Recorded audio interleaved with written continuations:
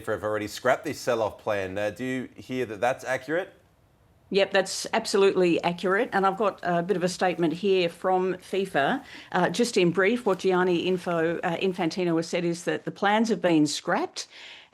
He gave some comments exclusively to Sky News in the UK, where he said, having listened carefully to all the views, it has become clear that the project has created divisions of a nature that, regardless of the level of support, which was very little, have no longer in the interest of the objectives set out in the first place. Our purpose has always been and will always be to unite and improve. As a result, this proposal will not proceed. So what's going to happen now is that Gianni Infantino is going to be working very, very hard to salvage his presidency, which is becoming more difficult by the minute, especially with this internal mutiny of sorts that you're hearing with various statements coming out from employees that work closely with him.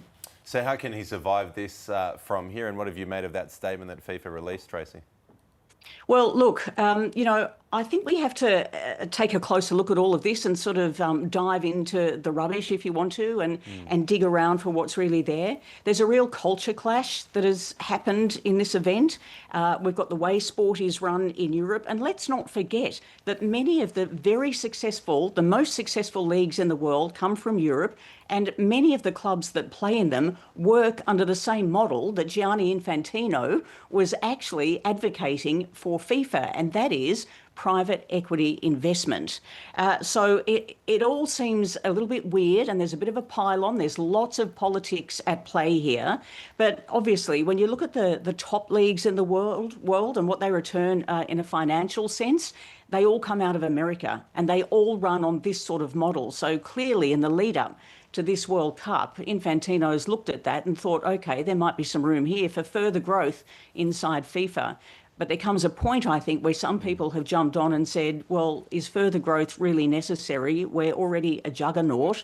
At what point does it become obscene? So it's America versus Europe, and this is what's playing out here, as well as the internal divisions in politics. Now, why do you think people have a problem with that investment at an international level, but not so much at a club level? As you mentioned, it's all over clubland in football.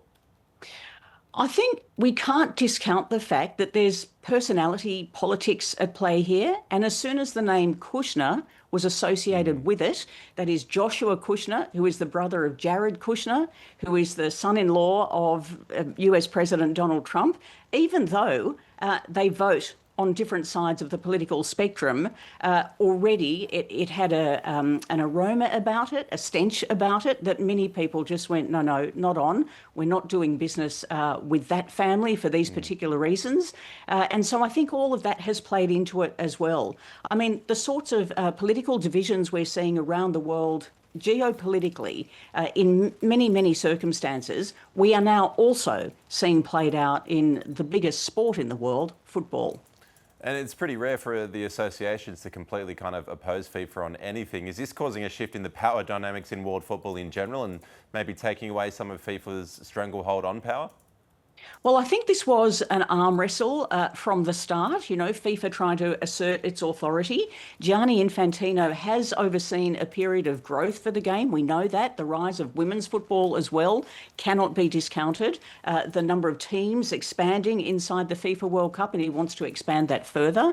So that has been his mission from the start. We've seen that play out. But what we've seen is UEFA fighting back, saying we've been a traditional power because we dominate the top competitions in the world for all those reasons we outlined earlier. And you're not going to take over that easily because they're worried about losing some of that power. They're worried about losing control of the calendar. They're worried about losing control of their players. And so all of this feeds into it. You just have to look at every organisation, every personality and say, OK, what is their agenda? What is their motive? And what is in their best self-interest? And you can kind of get to the bottom of every story by looking for that. Absolutely. So do you see Gianni surviving this now? Will he be in charge come the Women's World Cup? Look, he's been a magician before. We're yet to wait and see. At the end, or before this World Cup, he had 200 members supporting him out of 211 voting members.